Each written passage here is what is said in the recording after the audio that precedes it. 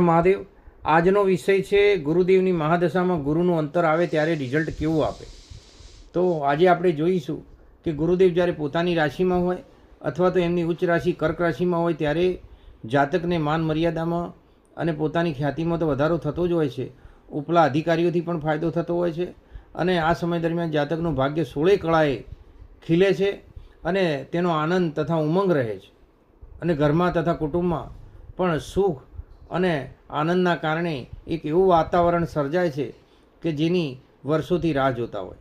બીજું, ગુરુદેવ જ્યારે એમની નીચ રાશિમાં હોય અને 6ઠા 8મા 12મા સ્થાનોની અંદર જ્યારે એ એવી પરિસ્થિતિમાં હોય કે જે મદદ ન કરી શકે ત્યારે ગુરુદેવની કૃપા પ્રાપ્ત કરવા માટે જાતકે શું કરવું જોઈએ?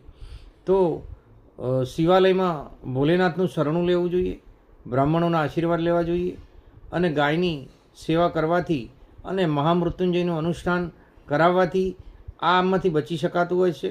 માટે ગુરુનું અંતર આ રીતે આપણને લાભ કરતા બનતું હોય છે. હર હર મહાદેવ.